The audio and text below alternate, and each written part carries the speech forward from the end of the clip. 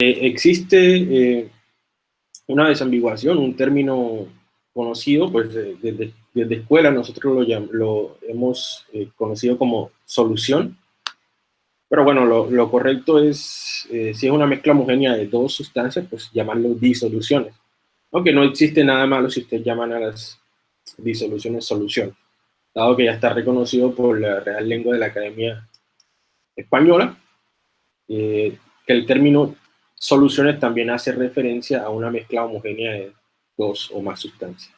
En este caso vamos a hablar de soluciones desde el punto de vista de fuerzas intermoleculares. Vamos a hablar un poco de esas fuerzas intermoleculares que intervienen en la formación o en la disolución de un soluto en un disolvente. Antes de hablar de esas fuerzas intermoleculares, pues es menester que nosotros hablemos de diferentes estados de la materia, dado que pues podemos tener disoluciones compuestas por líquidos disueltos en líquidos, sólidos disueltos en líquidos, gases disueltos en líquidos, etc. Y ustedes recordarán que actualmente consideramos cuatro estados de la materia, aunque existe un quinto estado de la materia que es el condensado de Bose-Einstein. Bueno, que tampoco es menester de este curso. Tiene que ver con altos estados de energía y energía de los sistemas al cero absoluto, a cero Kelvin. Pero bueno, ese estado de la materia no lo vamos a considerar acá. Vamos a hablar básicamente de estos cuatro. Vamos a recordar un poco estos cuatro. El estado gaseoso, dentro de los que podemos percibir fácilmente, tenemos el estado gaseoso como el de más alta energía. El estado plasmático lo podemos ubicar en esta escala de energía, por acá arriba. Pero bien, de los que podemos percibir, el estado gaseoso tiene unas propiedades particulares, y es que es comprensible o es comprimible.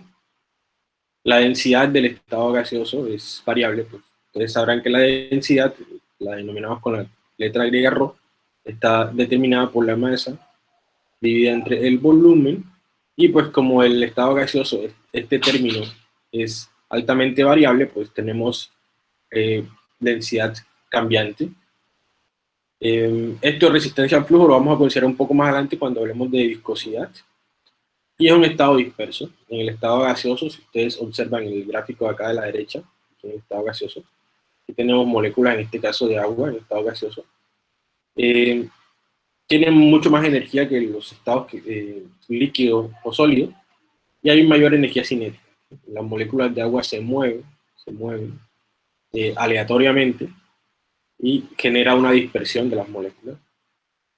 Por otro lado, perdón, tenemos estado líquido, un estado un poco más organizado que el estado gaseoso, pues las moléculas no están tan dispersas, y esto hace que ese estado adquiera estas propiedades. Una, que sea incomprensible o incomprimible, es decir, que si nosotros queremos cambiarle el volumen a un líquido, pues vamos a tener problemas, dado que, bueno, la estructura molecular o la configuración de las moléculas del estado líquido no permite una fácil comprensibilidad, o, bueno, que el volumen cambie. Lo que hace que la densidad sea constante, un estado en donde tenemos poca variación de la densidad con la temperatura. Tenemos que esta resistencia al flujo, bueno, como les comentaba, lo vamos a hablar en un momento más adelante cuando veamos viscosidad. Para estos estados líquidos, pues se mide, o sea, se considera, o bueno, se inició a hablar sobre la densidad. Y lo que mantiene unido el estado líquido son fuerzas intermoleculares. En este caso, para la molécula de agua, pues, hablaremos ahí de puentes o enlaces de hidrógeno. Tenemos el estado sólido, un estado muchísimo más organizado. A diferencia del estado gaseoso, el estado sólido no se puede comprimir más allá de su estructura, de su volumen, y pues no fluye. O sea, tenemos una viscosidad ahí cercana a cero, o bastante alta. El estado sólido no va a fluir. cambios de estado entre uno y el otro, pues tenemos que los cambios de estado se denominan, pues, dependiendo de qué fase cambia qué fase. Entonces, recordarán ustedes que cuando tenemos estado sólido y lo convertimos a estado líquido, ese cambio de estado se denomina fusión. Cuando tenemos estado líquido y lo convertimos a estado gaseoso, ese cambio de estado se denomina vaporización. Y cuando podemos pasar directamente de sólido a gaseoso, ese cambio de estado se denomina sublimación. Eso es cuando le proporcionamos energía al sistema. Entonces, si yo le proporciono energía a un sistema sólido, energía en forma de calor, si tenemos agua en estado sólido, si yo le proporciono energía en forma de calor, en forma de agitación, en forma de presión, esa energía va a aumentar o va a propiciar un cambio de estado. Entonces pasamos de estado sólido a estado líquido, y esa energía medida en forma de entalpía, en forma de calor, la podemos llamar calor de fusión, ¿sí? Y de igual manera, cuando yo al sistema le proporciono, está en estado líquido, le proporciono energía suficiente para, bueno, o calor suficiente para que las moléculas se liberen unas de otras, rompan las fuerzas intermoleculares, pues ahí denominamos ese cambio de estado vaporización. Los cambios de estado inverso, pues acá ustedes los pueden ver, tienen el valor negativo de la entalpía. Quiere decir que para convertir de gas a sólido o a líquido, yo tengo que extraerle energía al sistema. Aquí en este caso yo tendría que extraerle energía, digamos delta H, en forma de calor, se la extraigo al sistema, y el sistema, la energía cinética que tienen las moléculas, pues empieza a disminuir de manera tal que empiezan a organizarse. Pues de esa manera yo, al extraerle energía al sistema que está en fase gaseosa, pues lo puedo convertir en fase líquida. Ese cambio de estado de gaseoso a líquido se denomina condensación. Ahora, cuando tengo el sistema en fase líquido y le extraigo energía suficiente, logro que se solidifique, o sea, que se convierta en sólido. Ese cambio de estado se denomina solidificación, y el cambio de fase gaseosa directamente a sólida lo denominamos en sublimación reversible. Ahí están los valores, son totalmente equivalentes. Claro está que el delta H de vaporización es mayor que cero, el delta H de condensación es menor que cero. Bien, veamos entonces ahora a lo que venimos a hablar hoy, y son disoluciones. Disoluciones son reconocidas, o son el término o la definición de una disolución, son mezclas homogéneas. ¿Sí? Por homogéneo quiero decir que no se observa material particulado en las disoluciones, no se observa una frontera o un límite en donde se diferencian sus componentes. En este caso, lo que tenemos aquí en esta foto de la esquina superior derecha no es una disolución, pues porque esto es una mezcla de agua con aceite, en donde se observa claramente que hay una separación y que hay un límite entre un líquido y el otro líquido. Cuando eso ocurre, eso no es una disolución. Cuando tenemos todo lo contrario, que no observamos esa frontera o esa fase, y que no se diferencian las partículas que están allí disueltas, pues a eso le denominamos disolución o solución. Ahora, la disolución está compuesta por, básicamente, disoluciones de mezclas binarias están compuestas básicamente de soluto y disolvente.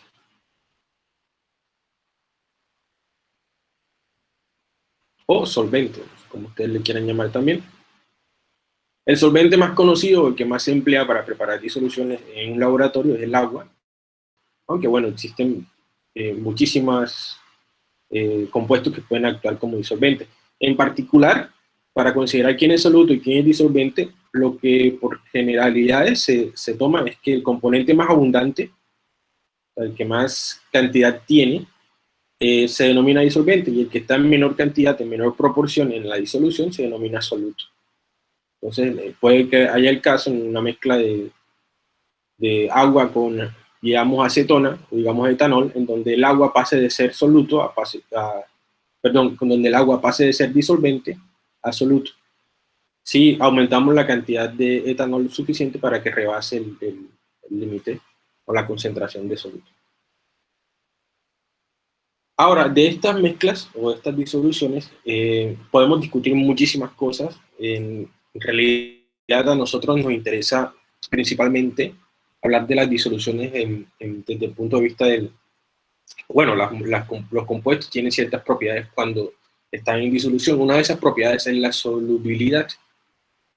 La solubilidad, pues, se considera o está medida de la siguiente manera. Es la máxima cantidad de soluto que yo puedo agregar en un disolvente y que se va a disolver.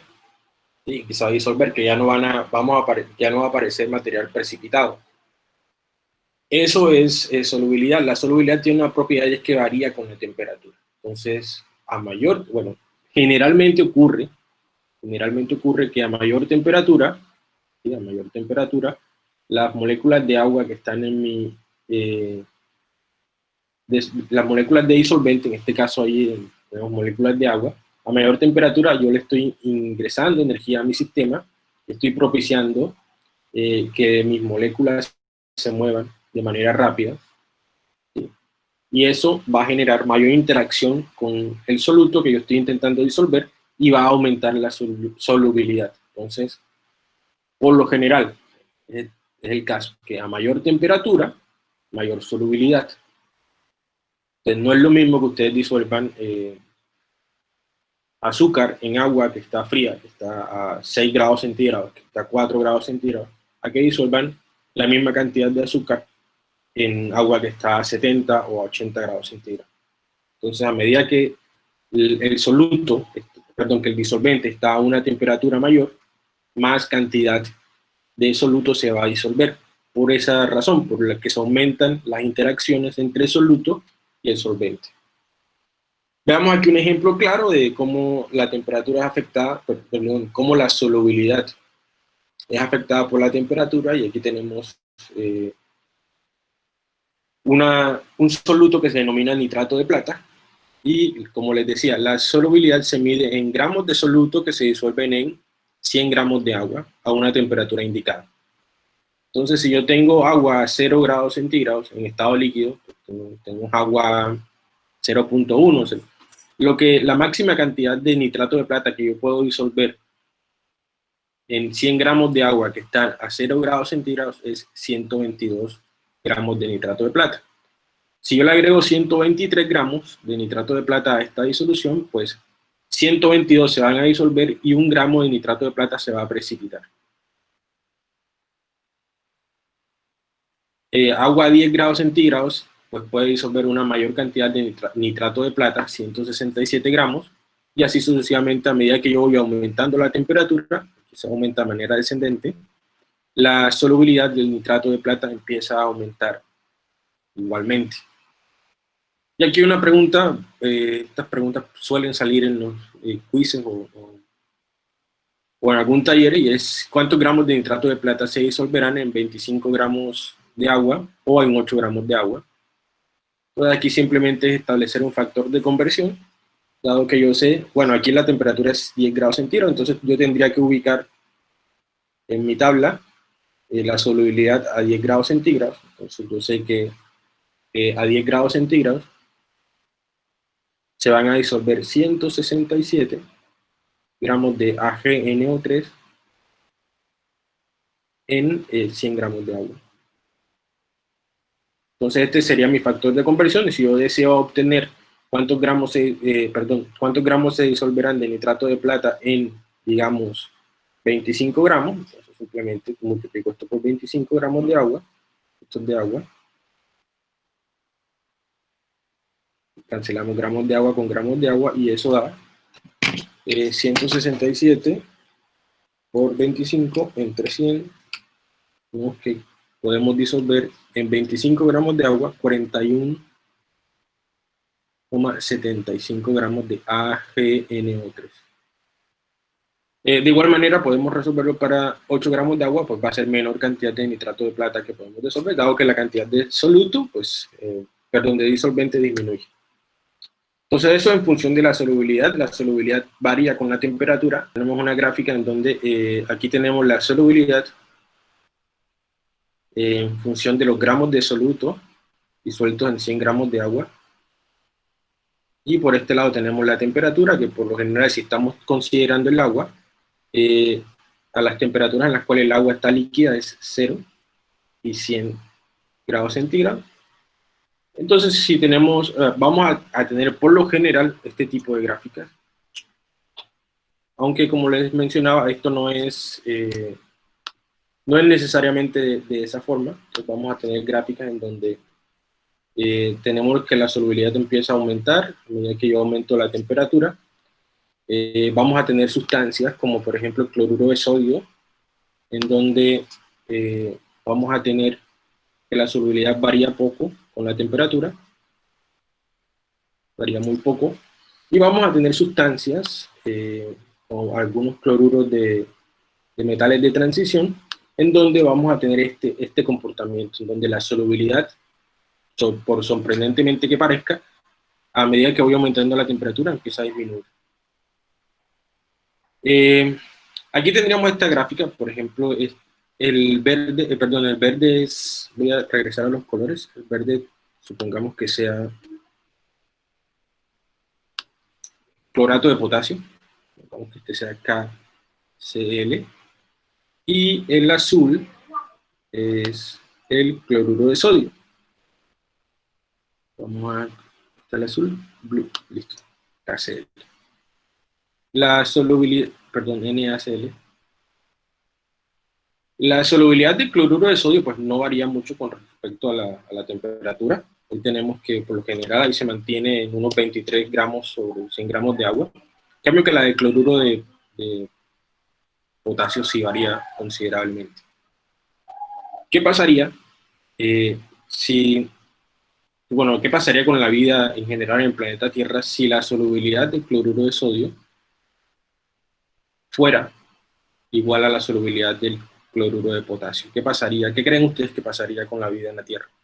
En donde tenemos una vida que está basada en agua, en donde tenemos grandes superficies de agua, cuya temperatura va desde 0 hasta 70 grados centígrados. ¿Qué pasaría con la vida en el planeta Tierra si la solubilidad del cloruro de sodio, que es el principal componente de las sales disueltas en el agua marina, fuera similar a la solubilidad del cloruro de potasio? ¿Qué creen ustedes que pasaría?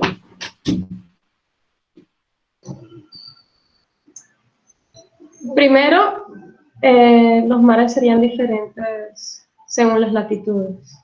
Claro, entonces tendríamos que en los polos donde la temperatura marina es cercano a 0, ahí tendríamos una concentración de sal bastante pequeña. Tendríamos una concentración de sal bastante pequeña y eso haría pues que las especies que viven allí tendrían que adaptarse a ese cambio de temperatura, perdón, a ese cambio de concentración del cloruro de la sal disuelta. ¿Y qué pasaría en mares un poco más calientes, mares tropicales? Por ejemplo, sí, Mar Caribe, en la región del Ecuador. ¿Qué pasaría cómo sería el agua allí? ¿Sería más salada o sería menos salada?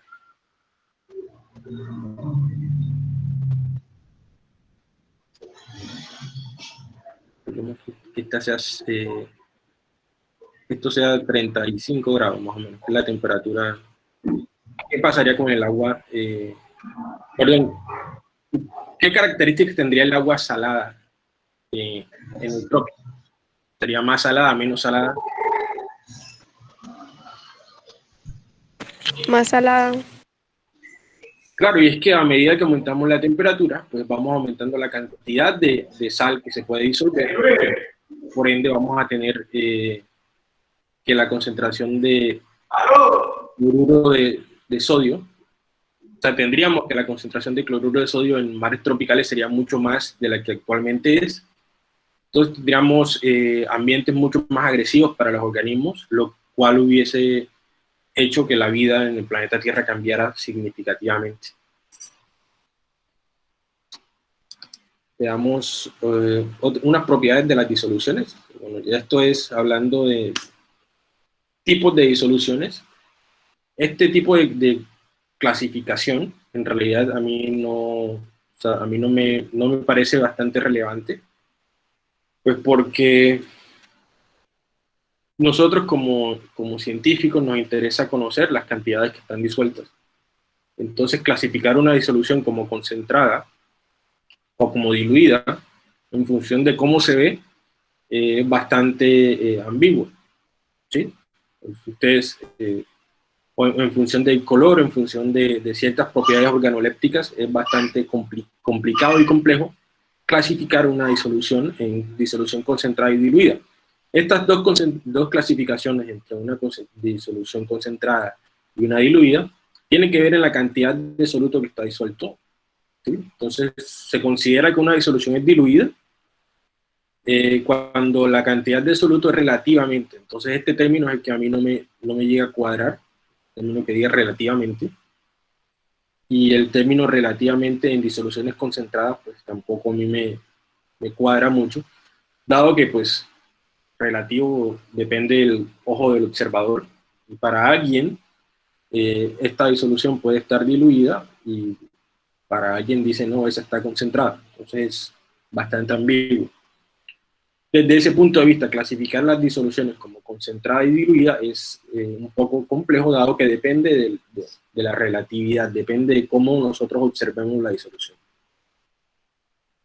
Entonces, para solventar este tipo de clasificación de las disoluciones, entran la solubilidad. Entonces, ustedes recordarán que la solubilidad es la cantidad o los gramos de soluto, así abrevio soluto, perdón, STO, disueltos en gramos de agua, en 100 gramos de agua, perdón. Si yo tengo en cuenta esta definición para la solubilidad, de esta manera yo puedo clasificar disoluciones de la siguiente forma. Tengo entonces que las disoluciones, dependiendo de la solubilidad del soluto, van a estar clasificadas de la siguiente manera.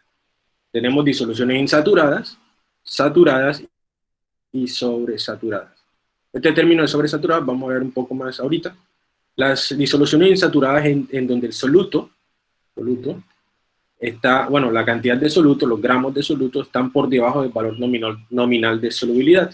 Entonces supongamos que la solubilidad del NaCl es 23, dejémoslo ahí, 23 gramos de agua, perdón, de NaCl sobre 100 gramos de agua. Entonces, supongamos que este beaker es de 100, que allí hay 100 mililitros, allí, este beaker de la izquierda, y yo voy a agregar a este beaker, voy a agregar exactamente 10 gramos de NaCl. Eso hace que la disolución sea insaturada o saturada. La respuesta es que la disolución sea saturada. Dado que la cantidad de soluto que yo estoy agregando, 10 gramos, ¿sí? Y si aquí tengo 100 gramos de agua, es mucho menor que el valor nominal de solubilidad. El valor nominal de solubilidad, que esto son propiedades medibles, 23 gramos sobre 100 gramos de agua, y acá estoy agregando 100 gramos perdón, 10 gramos sobre 100 gramos de agua. Eso hace que la disolución en este punto sea insaturada, dado que la cantidad de soluto que estoy agregando está por debajo. O sea, aquí la solubilidad si la podemos, sería 10 gramos sobre 100. Y esto es mucho menor que este valor que nosotros observamos acá a la derecha. Si esto es menor, entonces decimos que la disolución es insaturada. Ahora, bueno, listo, tenemos una disolución insaturada, por ende, nosotros la podemos considerar como, en regreso, como diluida, ¿sí? Dado que pues, está por debajo del valor nominal de solubilidad. Sigamos en esta diapositiva, ¿listo? Entonces, una disolución saturada, insaturada es cuyo valor de solubilidad o la cantidad de soluto que está disuelto en disolvente es menor que el valor nominal de solubilidad. Una disolución saturada, entonces, por el contrario, es donde la cantidad de soluto disuelto es igual al valor nominal de solubilidad. Entonces está a una máxima, valor máximo de disolución. Entonces allí yo considero que la disolución es saturada. Por otro lado, tenemos que una disolución es sobresaturada si la cantidad de soluto que yo le agrego a la disolución está por encima del valor nominal de solubilidad. Eso se logra manipulando las temperaturas de cristalización de la sustancia. Bueno, eso ya lo veremos más adelante. Veamos aquí una tabla, básicamente nuevamente, perdón, una gráfica, en donde aquí tenemos la solubilidad en gramos de soluto sobre 100 gramos de agua, y acá tenemos temperatura. Yo tengo una curva de solubilidad que es de esta manera. Esto puede ser, no sé, cloruro de calcio, sea Cl2.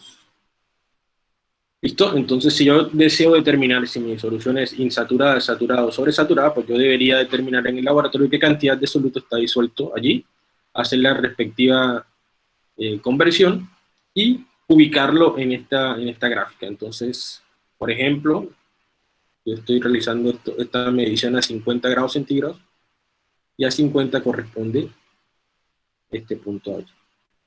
Si yo realizo la medición y me da pues que a 50 grados centígrados no se disuelve esa cantidad, sino una cantidad menor, y si yo agrego una cantidad menor, entonces ahí yo considero que la disolución es insaturada. Entonces, todo lo que esté por debajo, o con un rango de 1 o 2 gramos, en esta curva de solubilidad, todo lo que esté por debajo de ese rango, yo lo voy a considerar insaturado. Todo esto será insaturado. Ahora, si yo realizo la medición en ese rango de temperatura y obtengo valores que están sobre la gráfica, con un rango de 1 grado centígrado, yo puedo considerar que esa disolución está saturada. Y por caso final, el caso que queda pendiente es que si obtengo valores de solubilidad que están por encima del valor nominal de solubilidad, pues allí esa disolución estaría sobresaturada.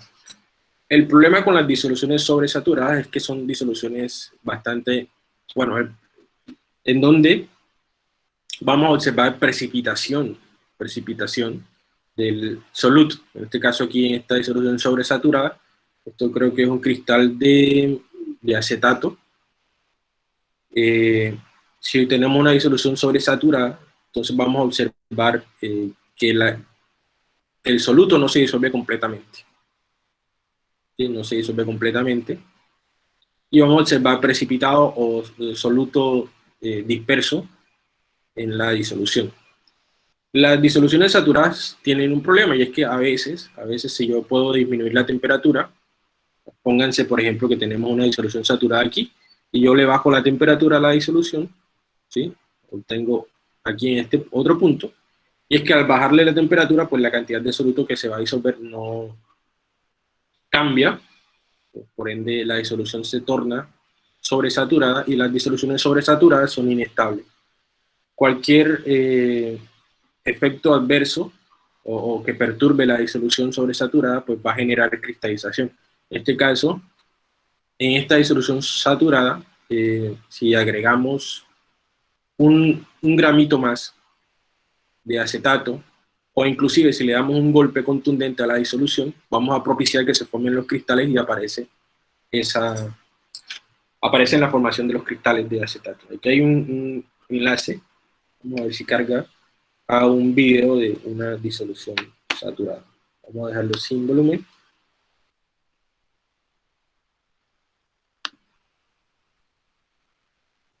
Esperemos ahí que cargue un momento.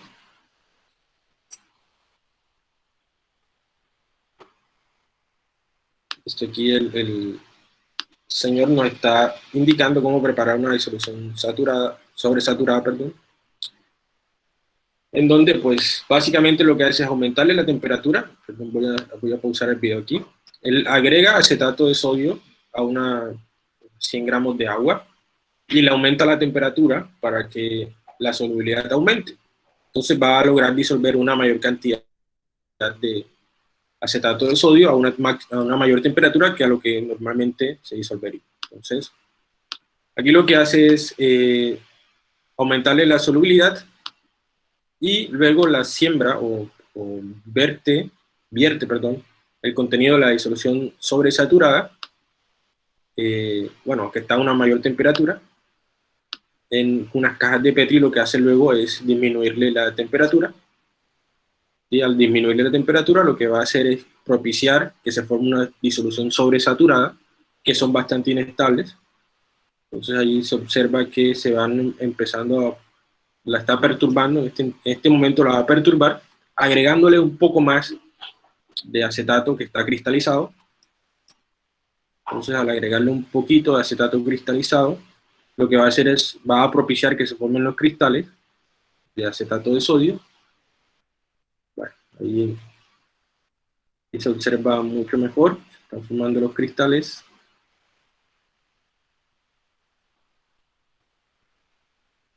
Pues porque tenemos una disolución que está sobresaturada, o sea que está inestable, y la perturbamos, le agregamos un poco más de cristales, y eso va a propiciar que las moléculas de acetato que están disueltas allí se cristalicen, se solidifiquen y se formen pues, el cristal de acetato de sodio. Bueno, él realiza el experimento en con varias concentraciones, a varios valores de solubilidad diferentes, propiciando pues, que se observen estos patrones diferentes o no.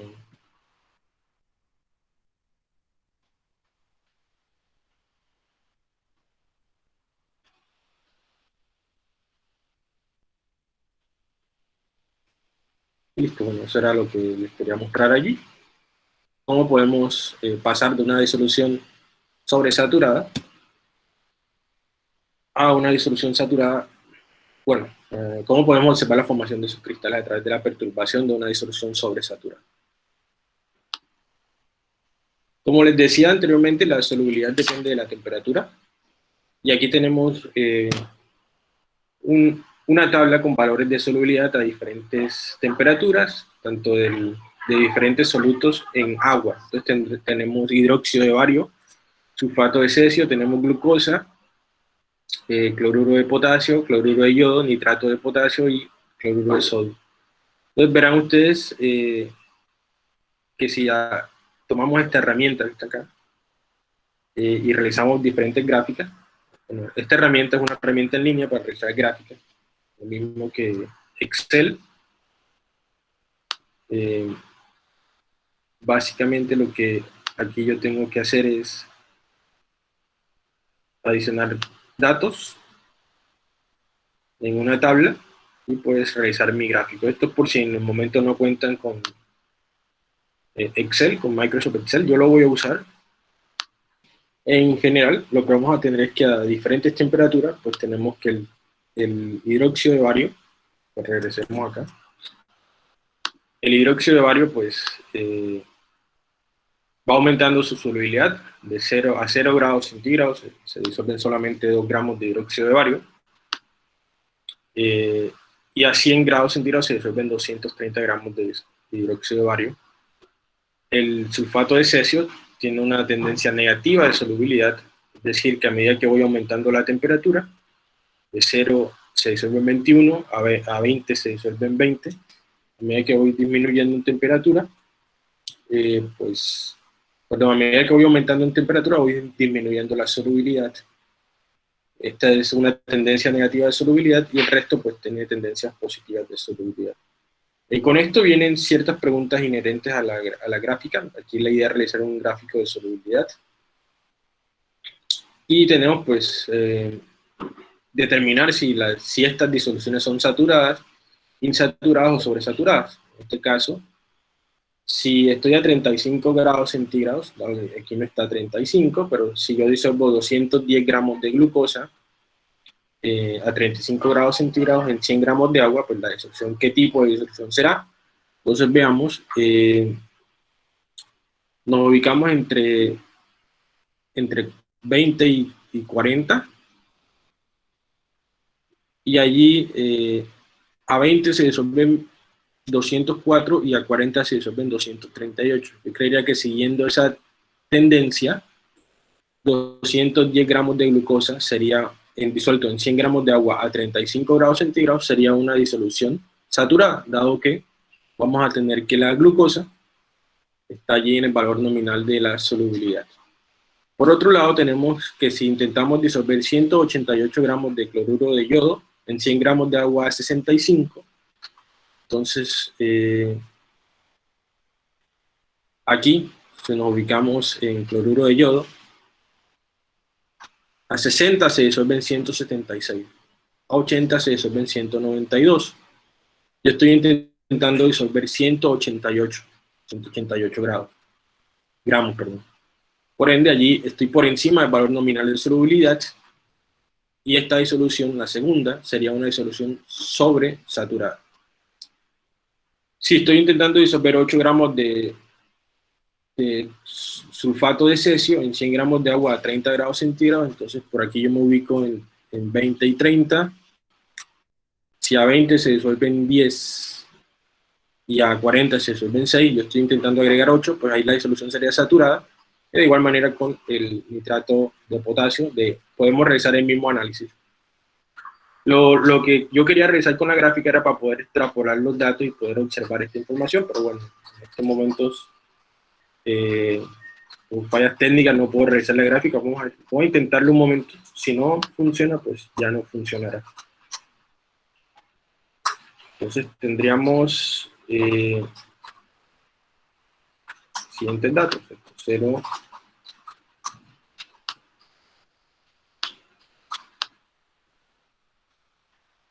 me parece que se observa.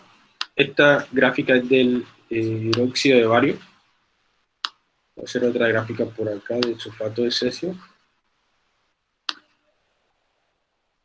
La realidad es que todas estén en un solo gráfico, pero bueno. Esta es la del sulfato de cesio, la de la glucosa.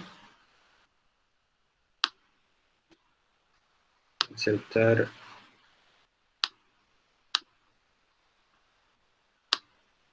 Bueno, entonces con la de la glucosa ya podemos trabajar. Voy a cortar esta gráfica, la de la glucosa, y la voy a pegar acá y voy a intentar resolver esta pregunta. Entonces, simplemente lo que voy a hacer es pegar la gráfica acá. Voy a eliminar esta tabla un momento. Listo. Esta gráfica que ustedes están viendo allí es una gráfica de solubilidad de glucosa de 0 a 100 grados centígrados. Y la pregunta es si adiciono 210 gramos de glucosa a 35 grados centígrados. Entonces tengo que ubicar en la gráfica 35. Entonces si aquí en la mitad es 30, porque esto va de 20 en 20, pues esto sería 35. Entonces yo realizo una extrapolación de la gráfica y ubico este punto, 35. Dado que esa es la temperatura que me están preguntando. Y ahora voy a intentar determinar cuántos gramos de glucosa, bueno, si la cantidad de glucosa a esa cantidad corresponde a 210 grados, pues la disolución será saturada. Yo simplemente realizo una extrapolación de esta línea hacia acá, y yo considero que pues ahí es 210 gramos, perdón. Entonces, por ende, la primera disolución sería una disolución saturada. ¿Por qué está saturada? Pues porque la cantidad de soluto disuelto corresponde al valor nominal de solubilidad. Entonces la primera sería saturada. Vamos a intentar con la del cloruro de yodo. Ya avanzamos. Voy a borrar esto y voy a hacer una gráfica del cloruro de yodo. Por acá, la del KI es esta.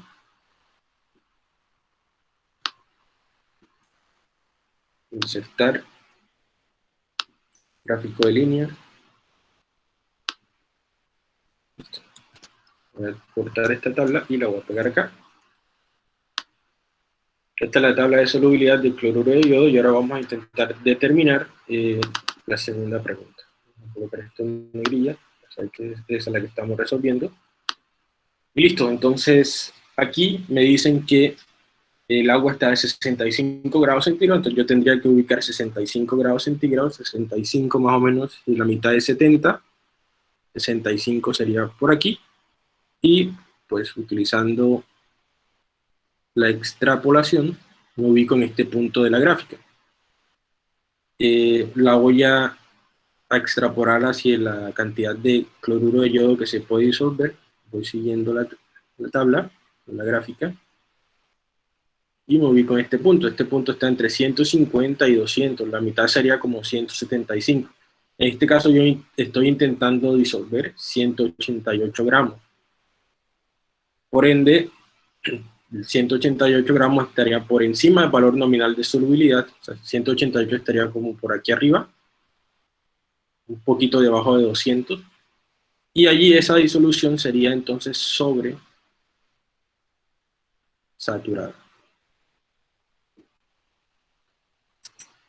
Y de igual manera se puede hacer el análisis de las gráficas para el resto de ecuaciones, de preguntas que aparecen allí. ¿Hasta este momento hay alguna duda?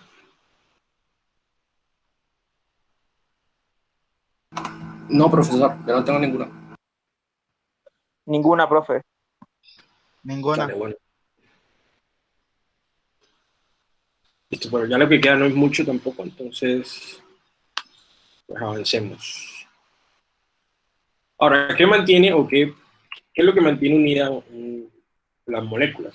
Las moléculas están unidas a través de fuerzas intermoleculares. Existe una clasificación por energía de qué tipo de fuerzas intermoleculares podemos considerar. Por fuerzas intermoleculares hay que hacer una breve aquí separación de lo que es intermolecular e intramolecular. Pues intermolecular tiene que ver con por lo menos dos moléculas, cómo interactúan estas dos. Intramolecular tiene que ver con fuerzas de interacción que se dan al interior de la molécula, entre una sola molécula, o los átomos presentes de una sola molécula. Como por ejemplo, ejemplos de fuerzas intermoleculares, ejemplos de fuerzas intramoleculares. Para diferenciarlas de las intermoleculares, tenemos una molécula de ADN, una hebra de ADN, y bueno, o una proteína en particular, y esta proteína se pliega a través de la formación de puentes de hidrógeno o enlaces de hidrógeno. Estos enlaces de hidrógeno para esta molécula sola, esta proteína sola, son intramoleculares, ¿sí? Ahora, cuando ya tenemos dos moléculas como una proteína, ¿sí? Una proteína y un pequeño ligando, un pequeño fármaco, pues las interacciones entre estas dos moléculas van a ser de tipo intermolecular. Entonces las fuerzas intermoleculares existen o las podemos considerar dependiendo de la energía que esté involucrada en ese tipo de fuerza. En las disoluciones, por lo general, cuando un disolvente, que es el compuesto que está en mayor proporción, está disolviendo un soluto, pues las moléculas de disolvente, en este caso, vamos a considerar nuevamente la molécula de agua, a través de ciertas configuraciones en general, van a romper las fuerzas que mantienen unidas al cristal de soluto. Y cuando lo rompen, pues generan que el soluto se pueda disolver en el solvente. Entonces tenemos por este tipo de consideraciones, tendremos entonces diferentes tipos de fuerzas intermoleculares. Tenemos ion dipolo, enlaces de hidrógeno, o pues también conocidas como puentes de hidrógeno. Tenemos interacciones dipolo-dipolo, ion dipolo, dipolo inducido y fuerzas de dispersión de London. Este tipo de fuerzas, ¿qué propician o qué características me marcan en mi disolución? Pues van a marcar el punto de ebullición, van a marcar el punto de fusión, estabilidad de la fase de las disoluciones, las entalpías de transición, la presión de vapor de la disolución, marcan la solubilidad, marcan la miscibilidad, marcan la viscosidad, marcan la tensión superficial. En general, este tipo de fuerzas son las que generan este tipo de propiedades, o las que están determinando este tipo de propiedades. Aquí hay una pregunta abierta y es: a cierta temperatura dada, consideran ustedes cualquier temperatura, ¿cuál molécula se convertiría en gas más fácilmente? ¿Una molécula ligera, con peso molecular pequeño? o una molécula pesada, una molécula con peso molecular alto. ¿Cuál de las dos creen ustedes que se convertiría en gas mucho más fácil?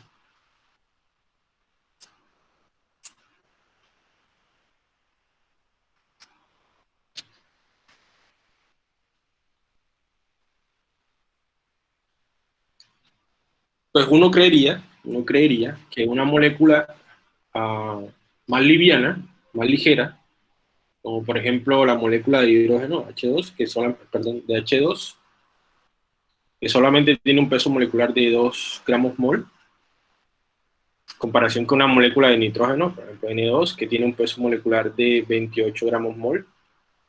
Uno creería pues que el hidrógeno sea mucho más fácil que se convierta, si están en fase líquida, que se convierta en gas que el nitrógeno, pues porque pesa menos y se convertiría mucho más fácil en gas.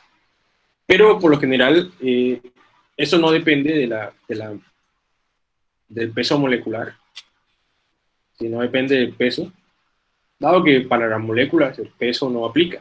Una molécula no, el peso que es la fuerza por la gravedad, para las moléculas no, perdón, masa por gravedad, no aplica para moléculas o partículas pequeñas de nanoestructuras.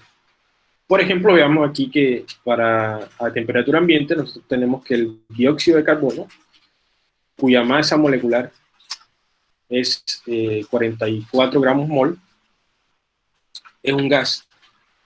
¿Sí? A temperatura ambiente el dióxido de carbono es un gas, pero la molécula de agua cuya masa molecular es 18 gramos por mol es un líquido. Entonces aquí se contradice lo que usualmente pensaríamos, que una molécula más liviana sería gas mucho más fácil que una molécula pesada. Como les dije, eso no tiene nada que ver con la masa molecular, tiene que ver con interacciones intermoleculares. Disculpen un momento que está lloviendo y se me están mojando las cosas. Esperen un segundo.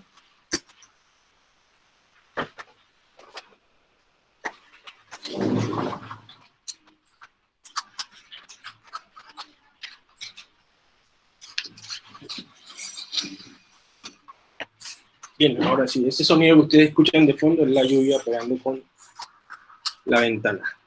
Ok, entonces, nuevamente aquí estamos considerando que hay algo que marca ciertas propiedades, que en este caso el punto de ebullición. No es la masa molar, son las fuerzas intermoleculares. Entonces tenemos la primera de todas, las que abarcan una gama mayor de energía. Entonces yo les había dicho, voy a regresar en la diapositiva, aquí están marcadas por energía, o sea, de mayor a menor energía. Las fuerzas intermoleculares que más dictan la formación de una disolución son las fuerzas ion-dipolo. En este caso, la energía o el rango de energía de estas fuerzas va desde 40 hasta 600 kilojoules por mol, y es básicamente la atracción entre iones y dipolos. Entonces, ¿pero qué es un dipolo? Un dipolo, pues, básicamente, y voy a hacer una breve explicación, pero un momento, aquí yo debí haber tomado una molécula, pero un momentito.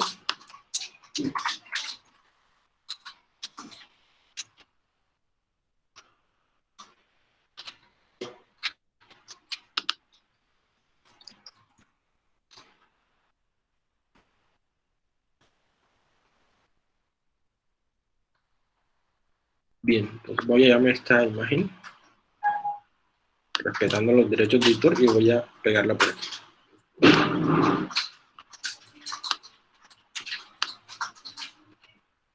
Lo que está un poco más pequeño.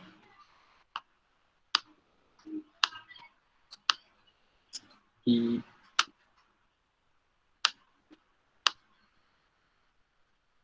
listo. Ahora sí podemos hablar de qué es un dipolo, para poder entender a qué corresponden las fuerzas ion-dipolo. Entonces, básicamente son interacciones entre iones y dipolos que se forman, o dipolos eléctricos. En este caso, el dipolo que se va a formar es el dipolo de la molécula de agua.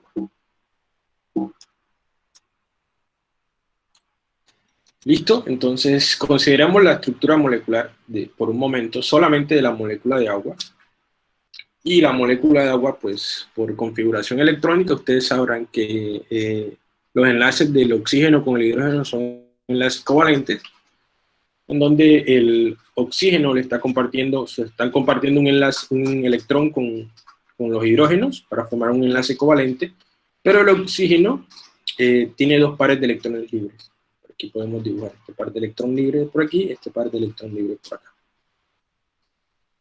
Este par de electrones libres es lo que da el ángulo hidrógeno, oxígeno, hidrógeno, que sea 109. Si no existiera ese par de electrones libres, la molécula fuera planar, ¿sí? La molécula de oxígeno fuera, perdón, de agua fuera completamente plana, y el ángulo hidrógeno, oxígeno, hidrógeno fuera 180, pero porque aquí existen un par de electrones libres que están generando repulsión electrónica con estos dos electrones, bueno, con los electrones del enlace covalente, pues generan una curvatura del ángulo que se da 109 grados. Entonces el ángulo OH del agua es 109 grados, pero lo que nos interesa en estos momentos son ese par de electrones libres. ¿Qué propiedades le dan a la molécula de agua ese par de electrones libres? Pues ese par de electrones libres generan que en esta región, lo que aquí está demarcado como ese lóbulo que ustedes ven ahí, esto que ustedes ven acá, o la región roja que ustedes ven acá, sea una región eléctricamente poblada, una región rica en electrones, dado que hay dos pares de electrones libres, hay 4 electrones por allí rondando, lo que genera que esa región sea electrónicamente poblada. Es decir, y como los electrones tienen carga negativa, pues esta región de allí del agua sería una región con una carga parcial, vamos a colocarle aquí, este es el símbolo de carga parcial, una carga parcial negativa. A diferencia, entonces, las otras regiones en donde hay solamente un par de electrones libres que están ahí compartiéndose y esos electrones se meten en el núcleo, en el core, tenemos una región que es deficiente en electrones en comparación con la que es rica en electrones. Esta región deficiente en electrones, nosotros la podemos considerar como una región parcialmente positiva. Como no hay electrones, hay una deficiencia de electrones, esto es parcialmente positivo. Lo que es parcialmente positivo lo vamos a entender por color azul, y lo que es parcialmente negativo lo vamos a entender por color rojo. Entonces la molécula de agua tiene una parte negativa y tiene una parte positiva. ¿Sí? Tiene una región positiva por aquí y una región bastante marcada negativamente. Esas regiones positivas y negativas, ¿sí?, hacen que, bueno, ustedes recordarán de física electromagnética y física de la escuela, física de atracción de partículas, hace que aquí se genere un dipolo. Un dipolo no es más que una diferencia de cargas. Una molécula polar, supongamos que tenemos la molécula de hidrógeno, ¿sí? Ahí cada uno se comparte un electrón, ¿sí? Y la molécula no es igual tanto para la parte del hidrógeno a la izquierda como para la parte del hidrógeno a la derecha. Son completamente simétricas y no hay una diferencia de cargas de un lado y del otro. Esta molécula es una molécula apolar. Lo que significa que esta molécula tiene un momento dipolar igual a 0. En cambio, que en la molécula de agua, que es la que estamos intentando entender en estos momentos, la molécula de agua sí tiene un dipolo, es decir, si hay una diferencia de carga, en este caso el dipolo va en función hacia donde están los electrones, si hay un dipolo, y ese dipolo tiene una magnitud y un vector, asociado a una magnitud y un vector. Entonces sabrán ustedes que los iones, por acá ponemos el ion de cloro, el anión de cloro está cargado negativamente, ¿sí?, cargado negativamente por allí. Alrededor del anión de cloro hay carga negativa, dispersa. Y la molécula de agua tiene una carga positiva asociada, ¿sí? Entonces, por la ley de Coulomb, hay fuerzas de atracción electrostática, la carga negativa del anión de cloro, ¿sí?, va a acoplar con la carga positiva de la molécula de agua, ¿sí? Van a empezar a acoplar y las moléculas de agua se van a orientar de manera tal de que van a quedar configuradas de esta forma.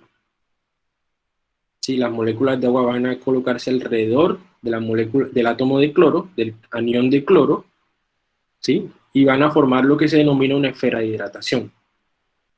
Cuando las moléculas de agua empiezan a atacar a este átomo de cloro, o sea, empiezan a aglomerarse alrededor, formando la esfera de hidratación, esa formación de la esfera de hidratación genera que ese enlace de cloro con el sodio, que es un enlace electrostático, se rompa y se libere un anión de cloro.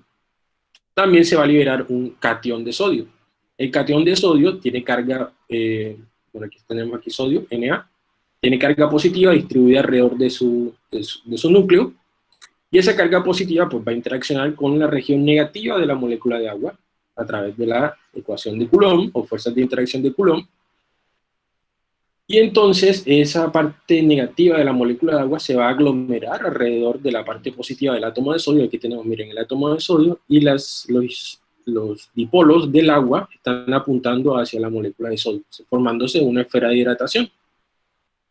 Entonces, si hay suficientes moléculas de agua y suficientes moléculas, bueno, si hay suficientes moléculas de agua para romper esos enlaces, pues el sólido de cloruro de sodio, el sólido blanco que ustedes conocen de cloruro de sodio, pues se va a disolver en agua. Si hay suficientes moléculas de agua, esos cristales y esos enlaces que están uniendo a los cristales, pues se van a romper todos. Y cada átomo de esos, cada átomo del cristal de cloruro de sodio, bien sea anión o catión, va a formarse o va a conformarse en una esfera de hidratación. ¿Sí? Entonces, cada átomo se va a formar en una esfera de hidratación, lo que va a propiciar que esto se disuelva en agua. Entonces, esos son tipos de interacción entre un ion y un dipolo. En este caso, las interacciones son electrostáticas, están dadas bajo esta ecuación que está aquí, que es la ecuación de Coulomb, donde hay una constante de atracción.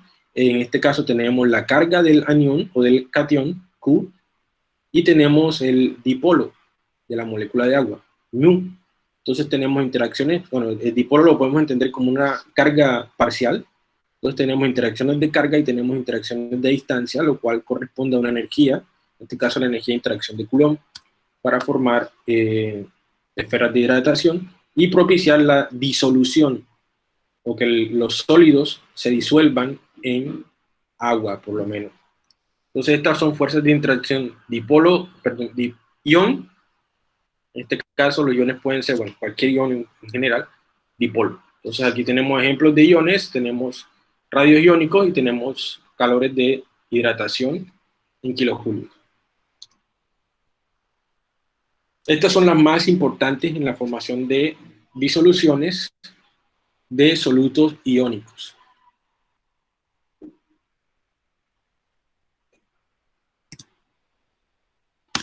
Luego siguen los enlaces de hidrógeno. Los enlaces de hidrógeno toman, bueno, la energía de un enlace de hidrógeno está alrededor de 10 a 40 kilojulios por mol.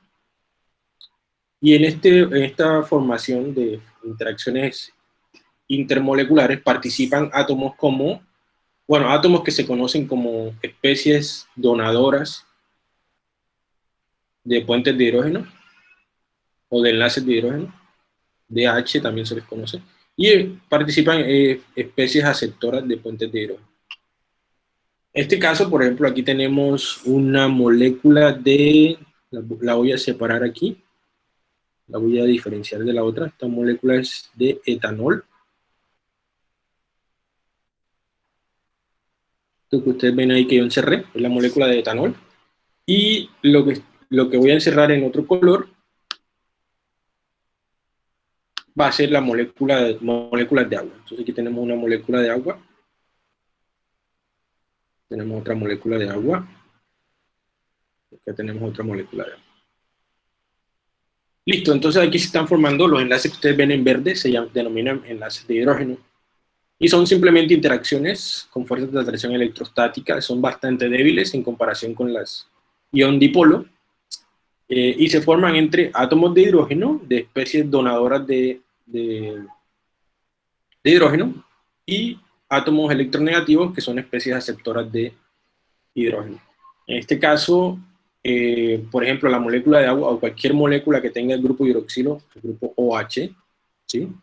es una molécula con capacidad de formar un puente de hidrógeno o un enlace de hidrógeno, porque el oxígeno, en este caso el oxígeno, funge como donador del hidrógeno. Este oxígeno, pues, ese hidrógeno le vale, y si por ejemplo acá está un nitrógeno, o un azufre u otro átomo que pueda aceptar, pues se va a formar un enlace ahí con un puente de hidrógeno o un enlace de hidrógeno con ese hidrógeno y se forma una interacción de tipo enlace de hidrógeno. En este caso, el agua tiene grupo hidroxilo, ¿sí? Y acá tenemos este oxígeno, pues que también tiene, bueno, los oxígenos tienen dos pares de electrones libres que van a aceptar esos hidrógenos, y estos pares de electrones libres actúan como especies aceptoras de puentes de hidrógeno, y ahí se forma entonces la interacción de puentes de hidrógeno. Se forma entonces entre moléculas que pueden dar hidrógeno, moléculas que tienen este grupo OH, o moléculas que tengan este grupo NH, NH2 también forman puentes de hidrógeno, los grupos sulfidrilo también forman puentes de hidrógeno. ¿Qué otras moléculas? Bueno, en general estos son los que más se forman. Entonces son tipos de interacciones débiles que se forman entre especies que pueden donar hidrógenos y especies que pueden aceptar hidrógenos. Aquí, bueno, esta diapositiva se las compartiré luego, y aquí hay un link bastante útil, y bueno, aquí básicamente es una pregunta abierta también, en donde vamos a consultar los puntos de ebullición para las siguientes especies: metano, silano, germanio y de estaño, al igual que para la otra serie. Tenemos agua, tenemos hidruro de azufre, hidruro de selenio y, bueno, hidruro de telurio. Entonces ahí tenemos varias especies para determinar sus puntos de ebullición, y en función de la formación de puentes de hidrógeno vamos a discutir esas diferencias bueno, se pueden discutir las diferencias de los puentes, de los valores de punto de ebullición. ¿Cómo se utiliza este link? Pues simplemente entremos aquí y allí les mostraré. Entonces, vamos a ver. El link es de la tabla periódica, una página bastante intuitiva en donde tiene todos los elementos de la tabla periódica. Tiene una barra de temperatura, ustedes aquí le pueden subir la temperatura y pueden ver cómo varían. Bueno, podemos empezar de 0 Kelvin o menos 273 grados centígrados hasta 5727 Kelvin. Entonces, a esa temperatura de 5727 todos los elementos son gaseosos, y a 0 Kelvin todos los elementos son sólidos, con excepción del helio. Bueno, ahí hay temperaturas, ustedes pueden jugar con las temperaturas, quedémonos aquí a 0, pero lo que me interesa de esta tabla o de esta página es básicamente la opción de compuestos, una pestaña que dice Compounds, la opción de compuestos, y con base en estos compuestos yo voy a resolver esta pregunta. Entonces, por ejemplo, la primera serie es esta serie que está acá, serie de CH4, SiH4, GeH4 y SNH4. Entonces, aquí donde yo seleccioné compuestos se me activa esta ventanita que dice arrastre los elementos aquí para crear compuestos. Entonces, el primer compuesto es el CH4, entonces yo tendría que arrastrar el carbono, lo suelto allí, y el hidrógeno, y lo suelto acá. Al soltar los dos, él automáticamente me dice aquí qué compuestos se pueden formar. En este caso a mí me interesa el metano, y hay un link activo. Entonces si doy clic allí al link, se me abre una página de Wikipedia en donde están las propiedades del metano, y la propiedad que me interesa de este compuesto es la punto de ebullición. Debe estar por aquí, boiling point, menos 161.5. Entonces el metano tiene un punto de ebullición de menos 161.5. Entonces por aquí ya podemos anotarlo. Perdón. Menos 161.5 grados. Tenemos por otro lado el SiH4, entonces de igual manera. voy a la tabla, y aquí le doy escape, o en la X que está acá arriba, cierro esto, y ahora voy a quitar el hidrógeno y voy a agregar el silicio. Entonces lo coloco allí. Y bueno, aquí me dice cuáles son los compuestos que puede formar esa conformación de hidrógeno y silicio. Y en este caso a mí me interesa el SiH4, que es silano. Le doy un clic allí, silano, y bajo allí en la información. Bajo hasta que encontrar el boiling point, es menos 111.9. Está, menos 111.9. De igual manera con el germanio, etcétera, etcétera. Y con base en estos puntos de ebullición, yo puedo discutir, bueno, miren, el metano tiene un punto de fusión más bajo que el silano por X o Y motivo, porque se forman más o menos puentes de hidrógeno. Entonces, o enlaces de hidrógeno. Entonces, dado está, hay que hacer la salvedad, el término puentes de hidrógeno es un término peyorativo, se debe, bueno, según la UPAC, se debe denominar enlaces de hidrógeno a cualquier formación de este tipo. Vamos con otro tipo de fuerzas de interacciones intermoleculares, y es la fuerza dipolo-dipolo. Entonces, si ustedes me entendieron cómo se forma un dipolo, pues sabrán la interacción dipolo-dipolo. Pregunta, ¿me entendieron qué es un dipolo cuando vimos la molécula de agua? Esto está de acá. Podemos traer para acá otra vez. Un poco más pequeño.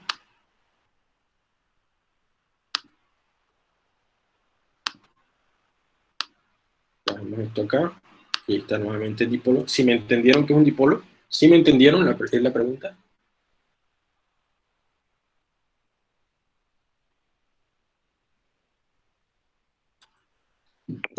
Por mi parte, sinceramente no, profesor. Hasta a mí me puede preguntar usted y no sé ni definírselo, no le entendí, no me quedó nada claro, sinceramente. Si puede volverlo a explicar de un principio, muchas gracias. Dale, bueno, listo, para eso estamos. Entonces, vamos a explicar nuevamente cuándo se forma un dipolo, o qué propicia la formación de un dipolo, y ahí sabremos. Entonces, por distribución electrónica, ustedes recordarán que el oxígeno 8, tiene distribución electrónica 1s2, tiene distribución electrónica 2p6, perdón, 2s2, 1s2, 2s2, 2p4. Tenemos aquí el oxígeno 8. Entonces este 1s2 hace parte de los electrones del core, del núcleo del oxígeno, y tenemos electrones de valencia del nivel 2. Tenemos el 2s2 y 2p4. De esos electrones de valencia, para el oxígeno en distribución de Lewis, tenemos entonces que el oxígeno vamos a tener esos 6 electrones formando esta conformación en particular.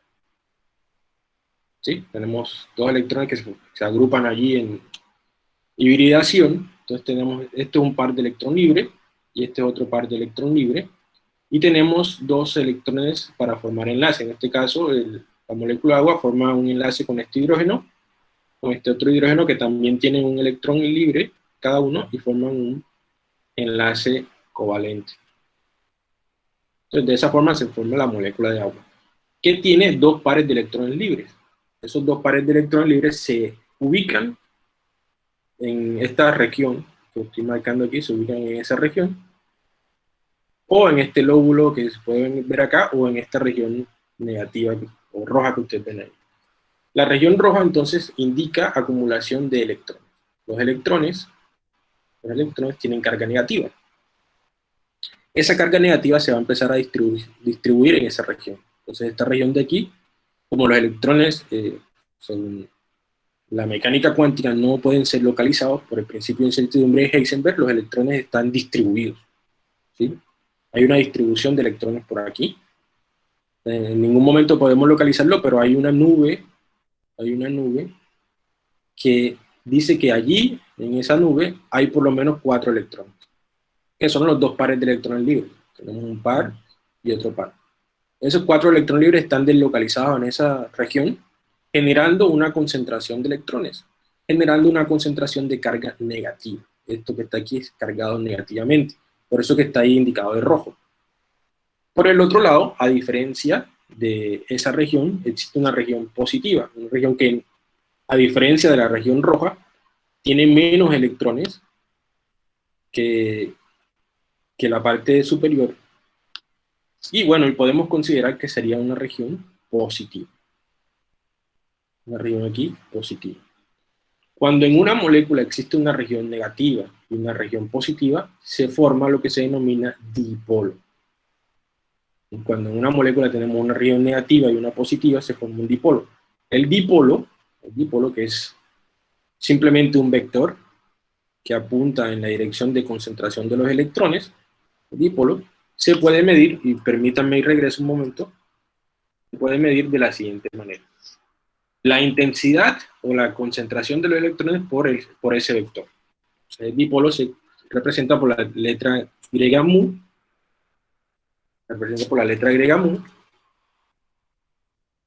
y bueno, se forma este tipo de, bueno, podemos observarlo de esta manera.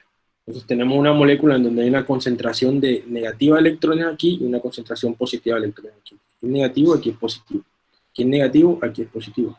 Aquí es negativo, aquí es positivo.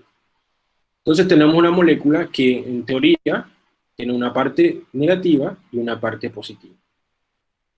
Ahora, esas partes negativas y positivas son las que van a interaccionar con otras moléculas. En este caso, si estamos hablando de interacción dipolo-dipolo, vamos a hablar de dos moléculas que tienen dipolo. Por ejemplo, dos moléculas de agua. Entonces voy a tomarme la libertad de, duplicar esto. Vengo por aquí. Más o menos hacer lo mismo que está ahí arriba. Esta ecuación vamos a darla para acá arriba. Y voy a duplicar esta imagen. Y lo que voy a hacer ahora es, bueno, la voy a colocar una encima de la otra. Entonces sabrán ustedes que por la ley de Coulomb y por fuerzas de interacción electrostáticas, moléculas que tienen cargas diferentes, es decir, si tenemos una molécula con carga negativa, pero se me perdió el puntero, tenemos regiones con cargas negativas por aquí, carga negativa, negativa, negativa, negativa, negativa, negativa, se va a atraer con la región positiva de otra molécula. Tenemos aquí región positiva, positiva, positiva, positiva, positiva. Esa fuerza de unión o de interacción se mide con esta ecuación. Es la ecuación de, bueno, similar a la ecuación de Coulomb, pero para interacciones dipolo-dipolo, donde las letras mu corresponden al dipolo de la molécula 1, esto sería mu 1, este sería mu 2. ¿Sí? Esos serían los dos términos, y R por es la distancia que está separando los centros de las moléculas. Entonces esta molécula de abajo interacciona o puede llegar a formar una interacción con la molécula de arriba. Esa interacción que se está formando en este momento se llama interacción dipolo-dipolo. ¿Sí? Entonces hay dipolos de atracción y hay dipolos de repulsión. En este caso, como yo estoy colocando esta encima de esta, ¿sí? Hay un dipolo ahí de atracción. Ahora, ¿qué pasaría en este caso? Donde la molécula la vamos a colocar así. Bueno, se fue para el otro lado, entonces vamos a colocarla de este lado. Allí. En este momento, esta molécula con esta otra molécula están apuntando, sus dipolos están apuntando en la misma parte. O sea, ambos tienen regiones. El dipolo de esta molécula apunta en esta dirección y el dipolo de esta apunta en esta dirección. Y aquí tengo una alta concentración de electrones. O sea, tengo electrones por aquí, y aquí tengo una alta concentración de electrones. Entonces, cuando esto se cumple por ley de Coulomb, estos dos términos, unos se van a cancelar y van a generar una energía positiva, que es una energía de repulsión. Entonces, cuando esto se cumple, se genera una repulsión, más o menos como lo que ustedes están observando aquí, o como lo que ustedes observan por este lado. Entonces, las moléculas, cuando hay una diferenciación de electrones, o sea, cuando yo puedo identificar una región de la molécula en donde hay una concentración de electrones y una región en donde no, si formamos una parte negativa, formamos una parte positiva, allí se forma un dipolo. O sea, esta molécula tiene la capacidad de formar un dipolo. Y los dipolos interactúan. Entonces puede interactuar de manera positiva, generando atracción, en donde interactuamos la parte negativa con la parte positiva de otra molécula. Aquí los colores están trocados, están al revés. E interacciones destructivas, como repulsión, en donde interactúa la misma región de la molécula con la otra región de la molécula. Negativo con negativo va a generar repulsión. Y negativo con positivo va a generar atracción. Entonces, de esa manera se generan las interacciones dipolo-dipolo. No sé si ahora quedó claro o menos claro. Claro, profesor, ahora sí ya está más claro lo que es un dipolo. Gracias. Ok. Listo, entonces, de igual manera, existen otras fuerzas de menor importancia, bueno, no de menor importancia, de menor fuerza, valga la redundancia, que son las fuerzas de interacción ion-dipolo inducido. Voy a intentar explicar esas de ion-dipolo inducido en una diapositiva aquí nueva, perdón, en una diapositiva nueva.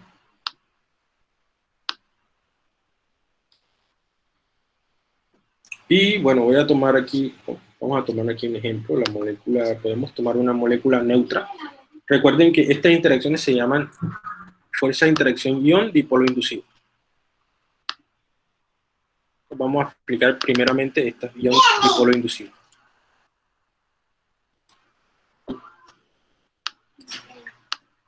Listo, en estas fuerzas ion-dipolo inducido vamos a entender que va a interaccionar un ion, bien sea un catión con carga positiva, por ejemplo el sodio, y vamos a hacer un símil por acá de otro elemento que tenga carga negativa, por ejemplo el flúor, tiene carga negativa.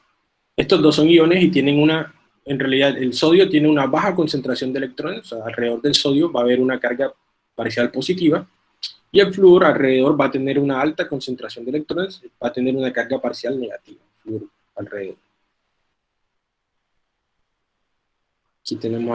Podemos hablar que esto es positivo y que esto es negativo. Ahora, una molécula neutra, como por ejemplo el oxígeno, la molécula de oxígeno, de O2, oxígeno unido a otro oxígeno, pues en estas moléculas, aunque existen pares de electrones libres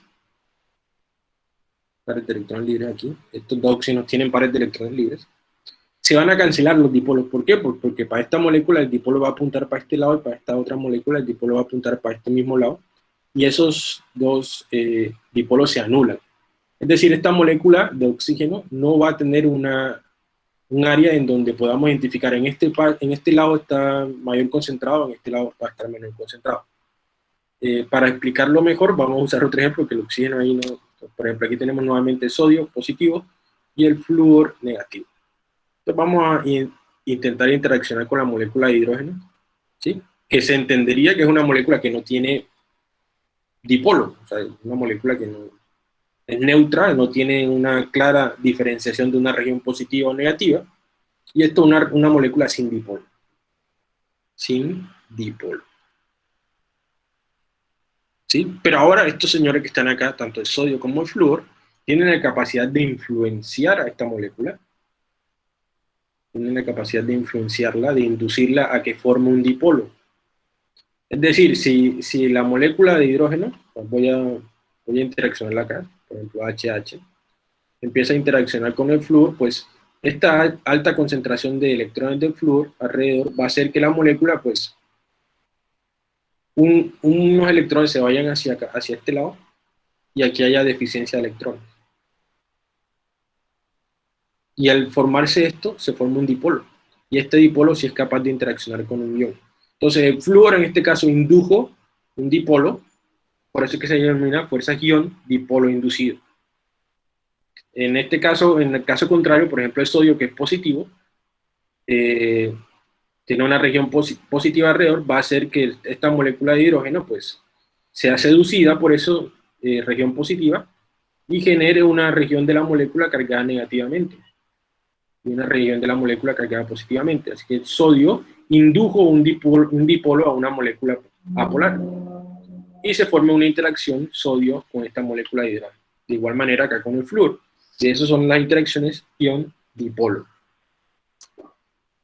De igual manera, pero en menor intensidad, tenemos las interacciones entre un dipolo y un dipolo inducido. Por ejemplo, la molécula de agua, que claramente tiene un dipolo.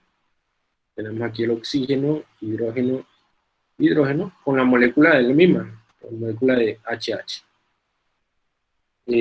La molécula de oxígeno tiene una alta concentración de electrones por esta región y una concentración positiva de electrones por esta región.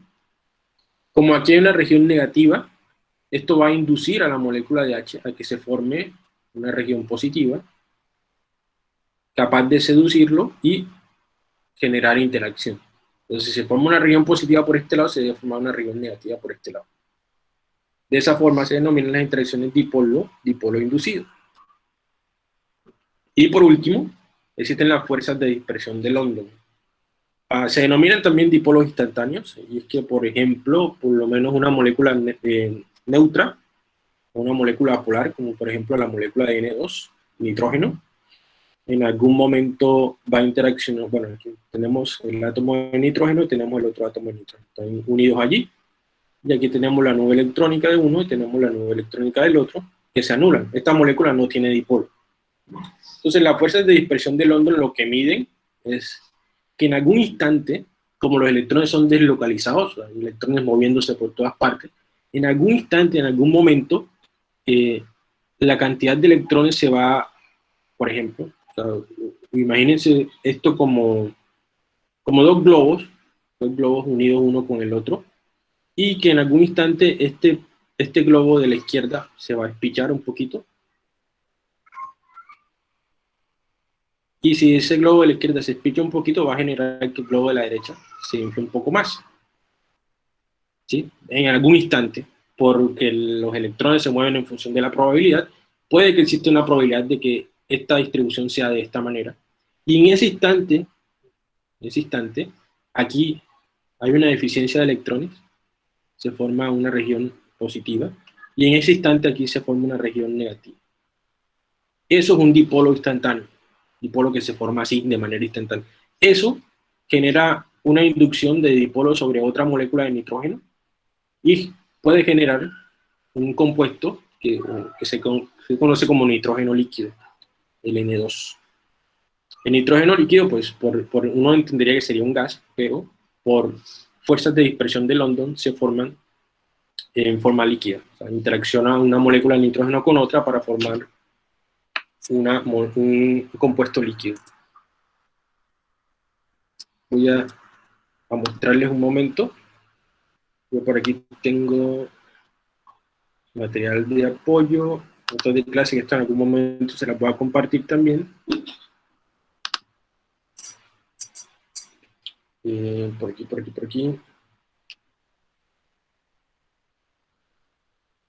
Este sistema abierto cerrado. Les quería mostrar un experimento donde a ustedes, creo que esta sí lo tiene. Estas son unas notas de clase que yo he tomado y he compilado esto. Entonces tenemos o sea, lo mismo que yo les estoy hablando ahora está acá: concepto de disolución, tipos de disoluciones, solubilidad, ciertos ejercicios, cantidad de soluto, lo de acetato, lo de dipolo, fuerzas de dipolo-dipolo, enlaces de hidrógeno, fuerzas dipolo inducido. Esto es lo que yo les quería mostrar. Este efecto se conoce como el efecto Leidenfrost. Y pues básicamente este efecto permite que podamos introducir la mano en nitrógeno líquido por un instante sin congelarlo.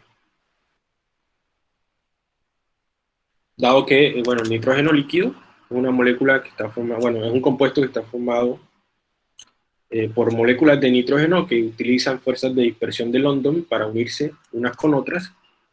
Y miren, aquí está el experimento, en donde, bueno, eso no se recomienda que lo hagan, en donde se puede introducir la mano en un contenedor que tiene nitrógeno líquido, utilizando el efecto Leidenfrost. El efecto Leidenfrost básicamente nos habla de que el calor que está alrededor de nuestra mano puede generar una capa protectora cuando introducimos la mano en nitrógeno líquido y por un instante permite de que podamos introducirla y sacarla sin generar ningún daño. Ahí insertan una salchicha en nitrógeno líquido, por un momento ustedes verán que la salchicha se congela, luego la pueden partir. Bueno, entonces se observó ahí el efecto Leidenfrost, que es como una capa que se observa alrededor. Voy a parar el video y según ustedes ven aquí, ustedes alcanzan a diferenciar, alrededor de la mano se observa como una capa de aire. Esa capa de aire es la que aísla la piel del nitrógeno líquido.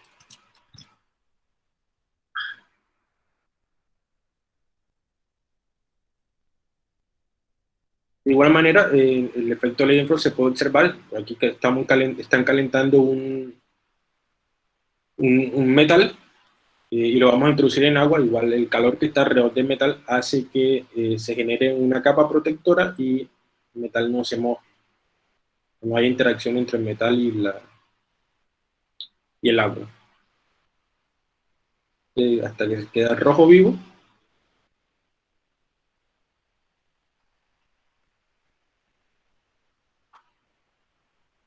Si alcanzan a ver la capa que se forma alrededor. Sí. Listo, ese es el efecto Leidenfrost. Bueno, en este caso a mí me interesaba que vieran de la mano metida en nitrógeno líquido. Vamos a aumentarlo aquí para ver si está por allí.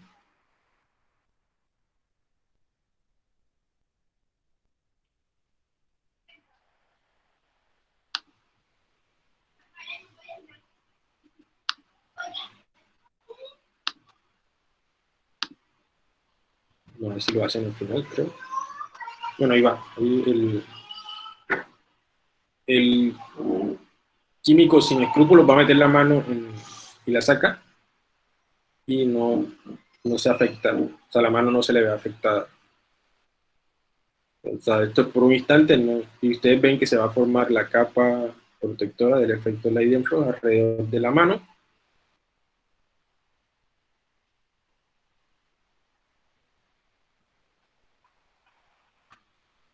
Y no le pasa absolutamente nada.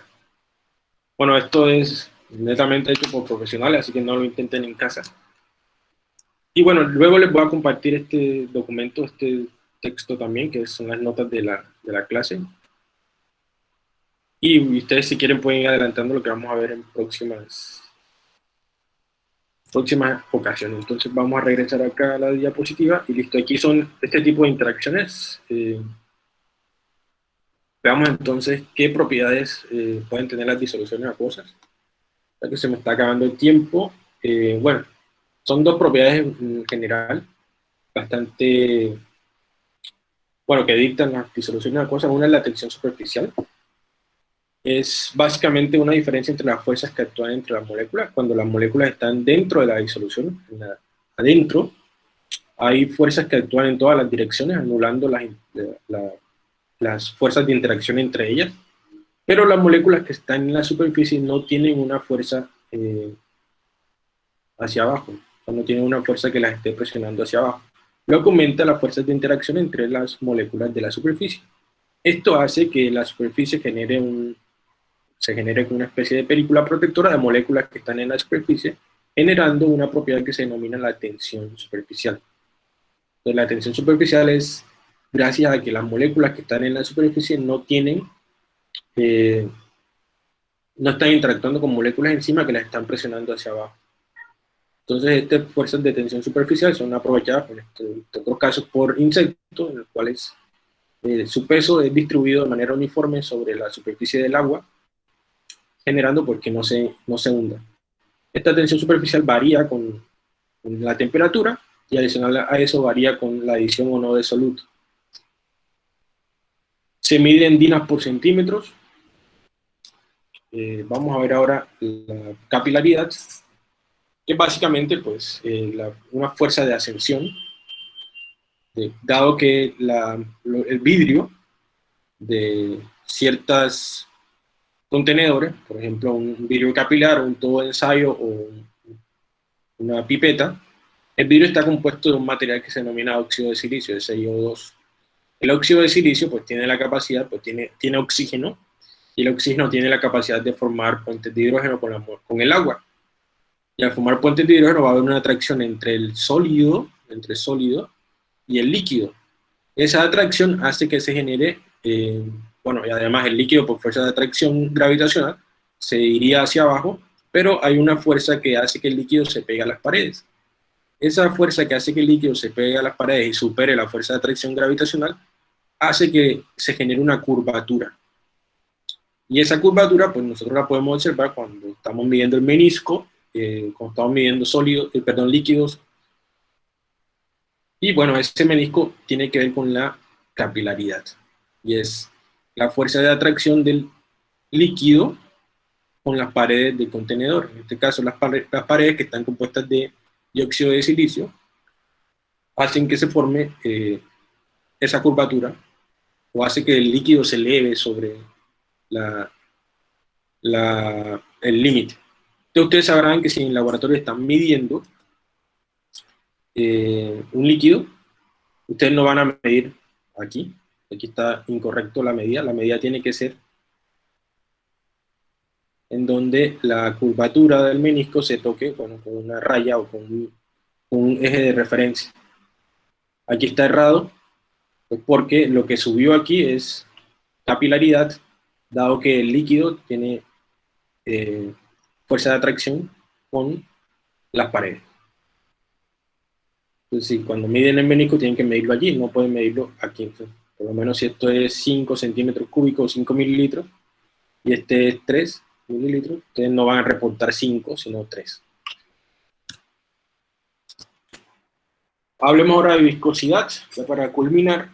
Bueno, la viscosidad tiene que ver con una propiedad, bueno, es una propiedad física, básicamente, pero tiene que ver con interacciones intermoleculares adicionales a eso. La viscosidad es, si ustedes recuerdan de física, no sé si ya vieron fundamentos de física y vieron fuerzas de fricción.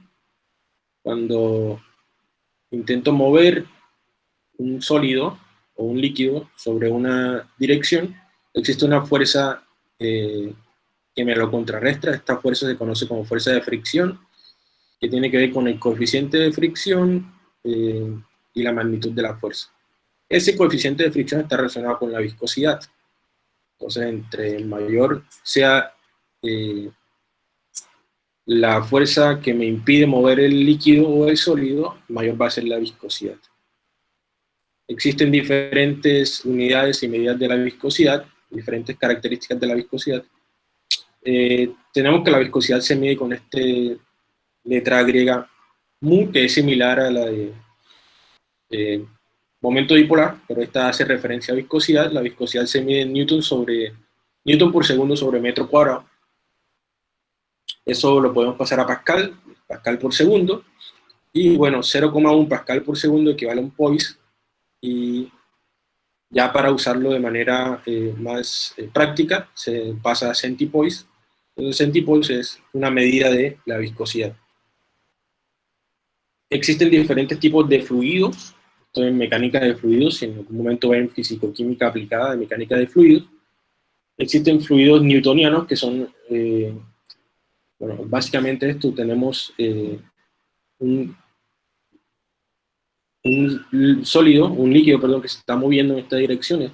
Ese movimiento va a generar un ángulo, y ese ángulo podemos determinar fuerzas de fricción, fuerzas de arrastre, fuerzas de esfuerzo constante, y si esto se considera de manera lineal, pues la pendiente de esta recta, o de esta gráfica, va a ser la viscosidad, y cuando eso, la pendiente no varía, pues hablamos, o podemos definir que el líquido es un líquido newtoniano, o que tiene viscosidad newtoniana. Existen pues pseudoplásticos, fluidos dilatantes, etc. Tenemos un fluido que es el fluido de Bingham, o estilo de Bingham. En estos, el esfuerzo constante no hace que el fluido se mueva hasta que se alcance un tope.